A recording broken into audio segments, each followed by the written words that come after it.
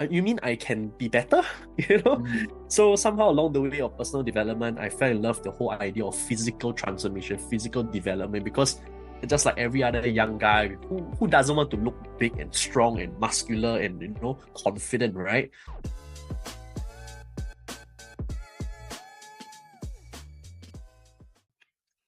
Hi everyone, David here.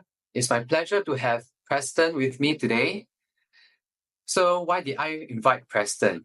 Basically, the background is that over a year ago, I was about 90 kg, a high 80s, and Preston has helped me transform my health and also my life, right, to who I am today with the energy that I have and the confidence that I have. And today I just want to have this podcast with him to also share a bit of who he is, why he even do this in the first place, right? And also towards the end we have some practical tips that can help you to in your health transformation journey as well. So welcome, Preston. Thanks so Can you much for having me. can you share a bit more about yourself, maybe why you do this and what's your motivation in life? Awesome, man. Thanks, David, for firstly having me on this podcast, and very excited to chat with you and also to add value to your audience who are watching this as well. So, my name is Preston. So, I've been coaching professionally for the past 7 years now and being in the health and fitness industry for about 11 thereabouts. So, why as a coach, right, particularly to many entrepreneurs and executives, I realized that one of the biggest challenges that most entrepreneurs and executives face is that along the way, maybe when they are younger, in their 20s, they can grind, they can hustle, but along the way, what happens is that their body seems to slow down. Their body cannot keep up anymore with the growing responsibilities, the growing success. And it's also in my blessings that I was able to meet a lot of entrepreneurs and executives who today are my friends as well. And that's why I realized that there's a very important need that needs to be addressed, a very important gap that's not addressed. So I think it is also through God's plan that actually brought me in this journey. So I'm very blessed to have been doing this for the past 7 years and counting. And a big motivation as well is that as I see my friends, my clients, achieve their health and fitness transformation to really take back control of their health and fitness, it's not only they experience the benefits, but also their immediate peers, their family members, their friends, and even like yourself, David, the fact that your family get to enjoy the fruits of your labor and your team, your organization as well. Because without your health, without your fitness, without your energy, Yeah. they're missing somebody who can lead them, right? So yeah, that's why what pushes me to continue doing what I'm doing today.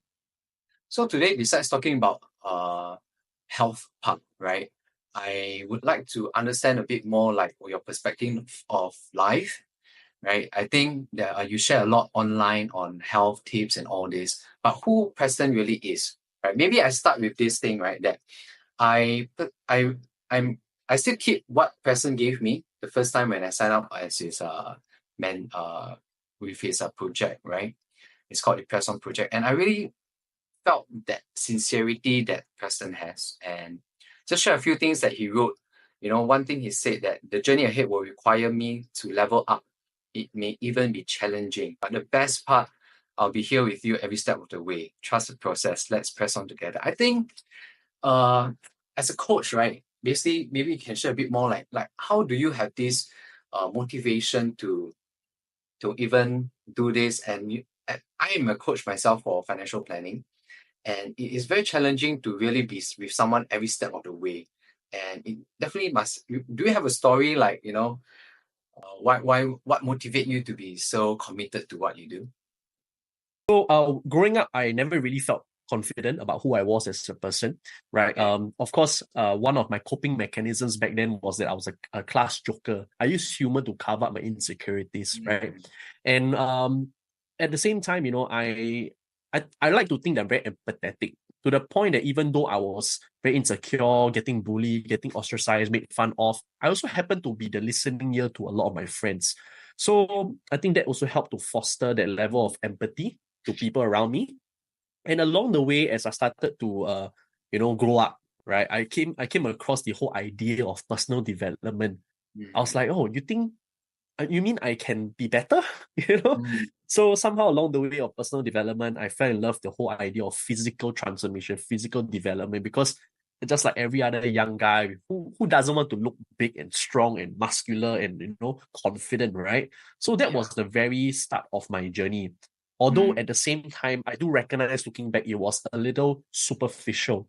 To mm, which, right, even though at a certain point I was on magazines, I built a decent following on social media, I was still not confident, right? I had six mm, pack abs, right? But I was still not confident. yeah. That was the real turning point of my Mm, personal development journey when I realized that it was not just about how you look, but actually who you are. So the values that I have as a person is more important than how I look on the outside. I think what you shared earlier, that a lot of busy people, right? Entrepreneurs or salespeople, financial advisors, real estate alike, right? Or CEOs and high net worth individuals. We have been very focused in our career, our wealth, right? And somehow, yes, we appreciate the importance of health, but no one guides us to it. I would like to share my own experience, right? I think, Preston, I've shared with you before, is that, we know what step by step what to do in our work, but what about step by step to regain that health, right? So what you help me is also on, first of all, understanding that I'm back to step zero in my health, right? So first recognize that, I need help. And then the next thing is that, instead of going through I know some apps, right? Health apps that immediately get you to do certain things. In fact, I also try some of them, but I give up pretty fast because I can't even do the normal push up. Now you want me to do push up with a jump, that kind of thing, right? So what I felt that a good coach is someone who can help you to upgrade from where you are at, right? Rather than bring, all the way you go there and then you will give up, or you can't do it, right? And you felt very discouraged, right? So can you share some tips, right, where to develop like certain positive mindset in your clients? Because end of the day, right, there's this saying that Muhammad Ali lah, I saw this interesting quote that champions aren't made in the gyms. Champions are made from something they have deep inside them, a desire, a dream, a vision. So in your experience so far with your clients, right, how do you help them to realize this? Mm. Right? Yeah. Awesome, David. So this is a very good question, right? And before I touch on that question as well, just a little bit more context, right?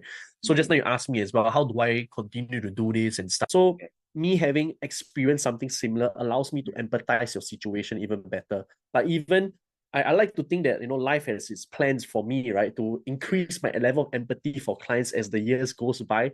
So like, Yeah. even my most recent one where I injured my shoulder, I had a skin infection and all that, Mm, allows me to even grow my empathy to want to have that heart for coaching, heart to help people to transform, right? So coming back to the question right now about how do I then coach somebody to really understand their why, or how do I help them yeah. to see the Find need that to be healthy, desire, right?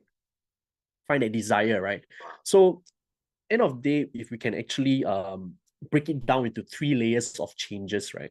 The first layer that everybody would want to change is their what, right? I want to lose weight to look a certain way. I want to get six pack abs. I want to burn fat or whatever, right? Then the second layer is the how.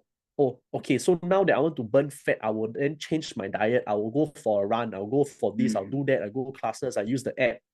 But if with these two things, right, is good, you will get a certain level of result. But what happens mm, along the way is that you either get complacent, you get confused, or worse off, right? You actually get your consistency get affected because of a life event or work that comes into play.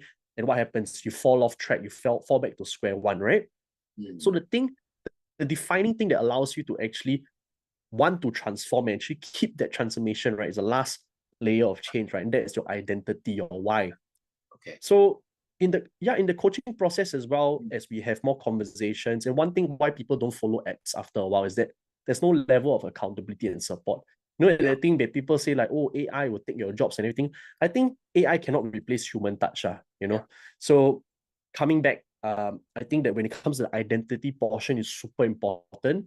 Like, why are you really wanting to be healthy and fit?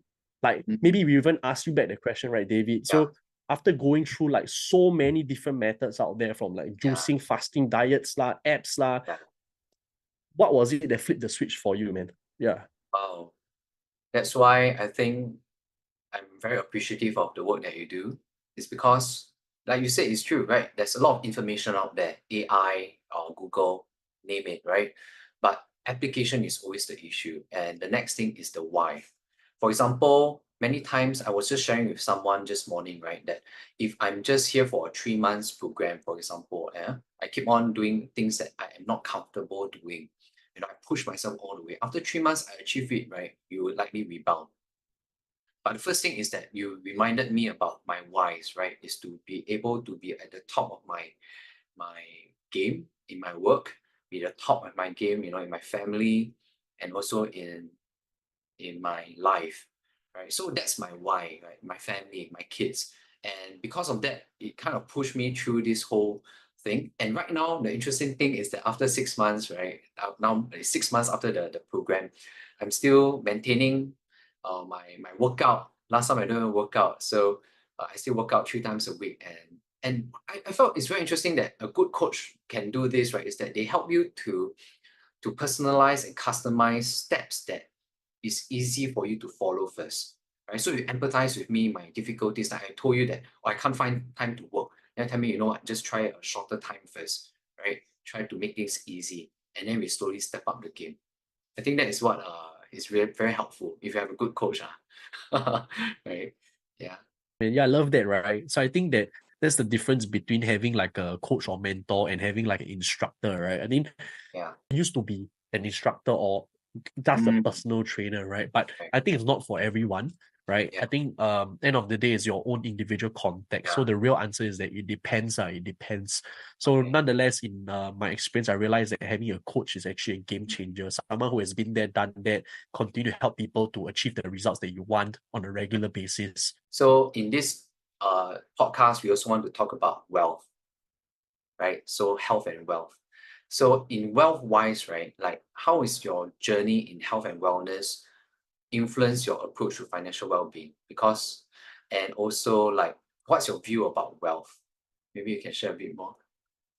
Awesome question, right? So I think that health and wealth is something that cannot go without each other, so to speak, right? So your health is your ability to, move, ability to do stuff, achieve your Mm, goals, lead, be present with people. Your wealth actually amplifies that as well, right? If today you don't have enough wealth, it's the same like how you don't have enough health. You literally come off an empty cup. So one important realization is that as much as I want to be able to help people to achieve their transformations, I must yeah, also ensure that I'm taken care of. Because if yeah. today I'm in poverty, for example, trying to make ends meet, right? I think Mm, helping people, is important, but it shouldn't be a main priority at the moment because then I will hate doing what I love. mm, So I think end of the day, we need to ensure that both our cups for our health and wealth is actually met, right? In fact, okay. if you can have it overflow, that will be Yeah, even better. And yeah. it's not like you must be six-pack abs, rip lah, Mm, 10% body fat, Iron Man, super fit mm, athlete. No, nor do you need to be like super wealthy, living big house, big car, that stuff. No. But I think that being successful in your health and your wealth is also a state of mind. Like, can you appreciate what you have already or not? And can you mm, then do better, right? yeah, It's not about being complacent, but it's about being yeah. contented and still pressing on for more, Mm. right? So that you can continue to add value from abundance and not scarcity. Very good. I like that. So many times, I think when I'm doing financial planning, right, when people plan towards having financial freedom, I think one thing that people might miss is having that health freedom, right? Your mobility freedom. What's the point of having so much money, but at the, maybe 60, 50 years old, you already cannot enjoy your money, right? So one thing is that maybe I bring to this interesting concept that I've learned, right? Because I've done quite a bit of these kind of plans that cover activities of daily living. You heard of that before, right? Activities of daily living. Yeah, tell me more. Six of them. There's six of them. It's like washing yourself, dressing yourself, mobility, walking, right? Feeding yourself, things like this, right? And transferring yourself from the bed to the floor. So all these things, when you realize that when people get older, right, they tend to lose ability to do some of these things. It's simply because when they are busy working and all this, they forgot to work out, forgot to build their muscles, their joints, right? Their capability of doing this kind of activity of daily living. And many times we are very fixed to working on the computer, sitting down, right? And all these parts of our body start to deteriorate. And one thing that I realized, activities of daily living have a lot to do with having sufficient muscle, right, and health to continue to walk, for example, right, instead of leaving a lot of weight on your knees. So that was what happened to me, right? So I was very heavy, no muscle, so my knees gets a lot of impact when I walk. And now that I have muscles built around it, right, and also I work out, right, I can feel that my knees are no more painful, right? So this is something that I felt that many times people forgot to focus on this part of our life, because we are taught to study, we are taught to do well in life, but we are not taught in our education system how to take care of our body. And I felt that throughout this journey, I really learned a lot with taking care of my body. Like, how do you manage your time given that you have so much things to do, and at the same time taking care of people's body and also yourself, right? I'm interested to find out about your time management and how you prioritize your own health. Awesome, man. That's a great question, right? I think end of the day, we got to realize that we all have the same amount of hours every day, 24 hours, 168 a week. Now, with me saying that, this doesn't mean that our hours, the way that we spend it, is exactly the same, right? Different people, different responsibilities, different stages in life means that our 24 hours will be spent accordingly. So sometimes we look at somebody who is very fit. How come this person is fit? Maybe he's 20 years old. Maybe you don't have responsibilities. Maybe it's easier, right? So that's where we want to understand somebody's context. But with that in mind, understanding the context, we also want to explore opportunities for integration. Like, for example, one of the ways that I keep myself consistently active, even though I have so many calls to do, things to think about, things to work on, is to go for a walk while doing them.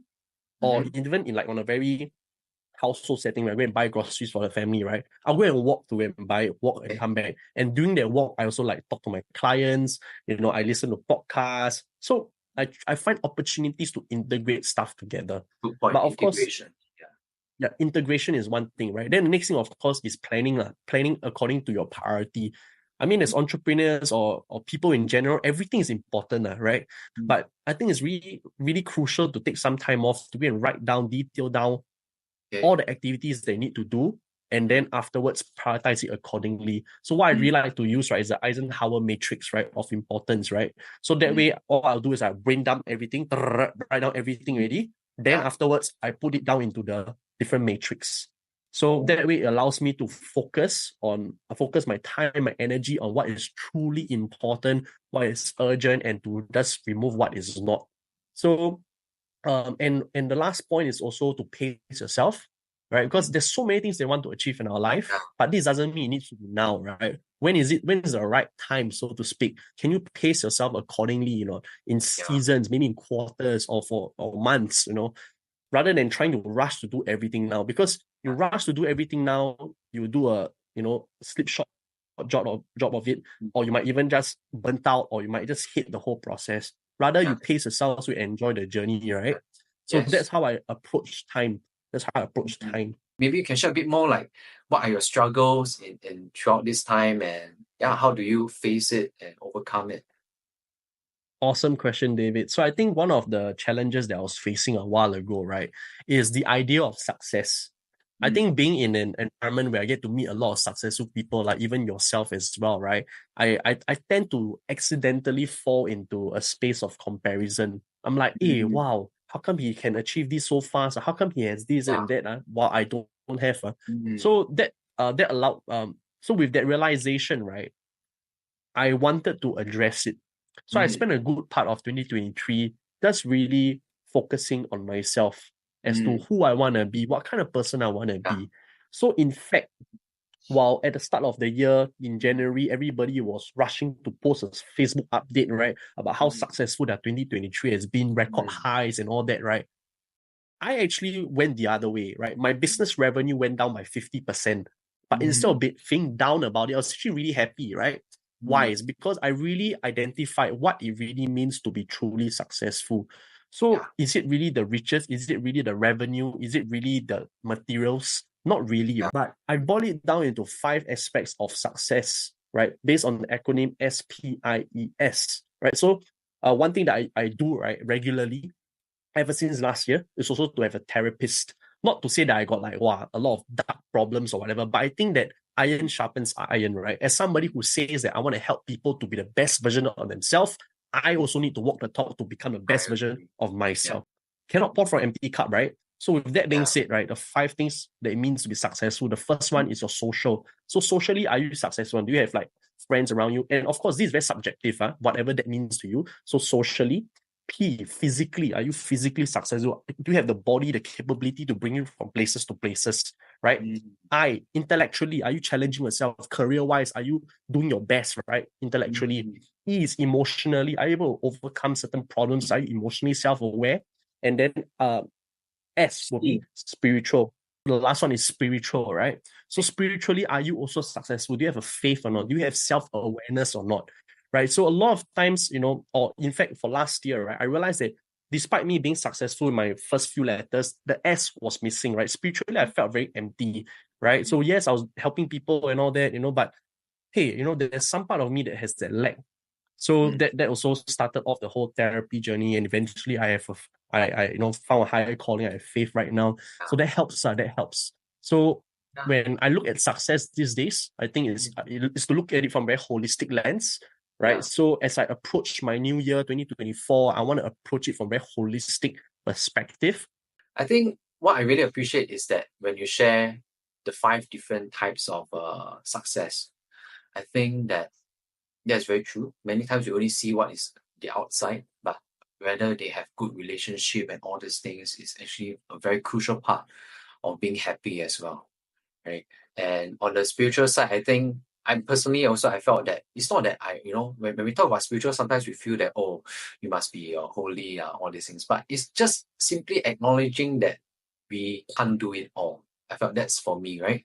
That I can't do it all by myself. And that is why I need someone else to take care of me, right? Someone else to protect and provide, right? If not, if we have it all, then honestly, we're probably not humans, right? Yeah. So last point today, maybe you can share with the audience what are some tips that you can give, right? And also some habits that they can implement to improve their health today. Right. So I think the first thing, right, is to really understand this concept of slowing down to move faster, Okay. especially in our professional life, really. We are just rushing from place to place, new goals to hit every quarter or every week, in fact, new people to meet here and there. But slow down, right? And really consider the trajectory. Are you going the right direction? Or are you on the verge of a burnt out or not? Right? Slow down, pace yourself, get some systems in place, get some processes in place. You still get there, right? You still get there, but in fact, maybe now you enjoy the journey, right? And I think a very important part is to really slow down and focus on what is truly important for you. Like really think about what is really important, why are you doing what you're doing, and other areas of your life that you left neglected, like your health, for example. At a certain point in your life, right, at a certain age, your body just cannot bring you to where you want to be already. But don't Yeah. wait until it's too late, right? Yeah. The thing about health is that there's this very famous saying, right? People like to use it, right? If we don't make time for our fitness, we'll be forced to make time for our illnesses, right? So somewhere along, paraphrase, Yeah. but somewhere like that, right? So you don't want to wait, you want to get to a point whereby you're forced to take a break. You need to be hospitalized, you need to be on medications, then you have a wake-up call. Right? Because Yeah. sometimes it's more difficult to reverse that than to prevent that. Right? Gotcha. So yeah, it's like the boiling frog analogy, right? So it might not be true, but I think it's still a good story to tell. Whereby if today you place a frog in a boiling water, you'll jump straight out. But if today you put a frog in a lukewarm water and slowly increase the heat, right? You just adjust until it's too late. So that's the same for our health, right? And maybe even our wealth as well. So Yeah. I think that concept is super important. Slow down first, focus on what's important, then you move fast. And I think when it comes to tips in terms of your health and fitness journey, I think it's very, very important is to understand that building muscle or building strength is not just an aesthetic point of view, right? Yeah. I mean, most people watching this are not like 20-year-olds who need to look good naked at the beach. I think we are way past that, right? But Yeah. having that muscle, that strength is so important because it helps you with your longevity. It helps you to enjoy life, to bring you from place to place, carry your kids even, So yeah, so think of it from that perspective of longevity instead. And then think of your food, right, as your nutrition as opportunities for you to feed your body right. So move away from that hedonistic mindset whereby you just need to eat for pleasure, but also have times when you also eat because you need to feed your body correctly. Like, let's put it this way. Most of you who are watching this, right, have big goals, big dreams, big ambitions, want to be super successful here and there on stage and so on and so forth. But if your body cannot even bring you there, then what's the point? Yeah. Right? You invest so much in your professional success, but what about your physical success?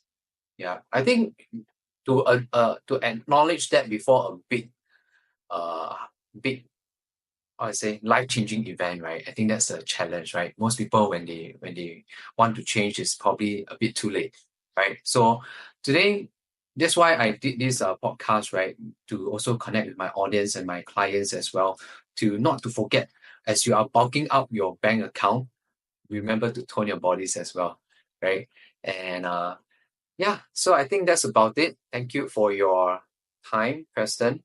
And it's really very encouraging to know someone in this area who is focusing on helping busy people like myself, because we have lack of time. We still want to, we have a lot of things to achieve, right? And you can really help to gel all these things together. I like the word you said just now, is that you really help us to integrate health while focusing on our wealth together at the same time. So thank you so much, right? So all the audience today would like to share with you a bit more about, if you would like to find out a bit more about what Preston does, I will put a link below, right, of his website and how you can reach out to him, right? So I hope that you become a financially rich individual, right? Not just good at your wealth, but also healthy at the same time.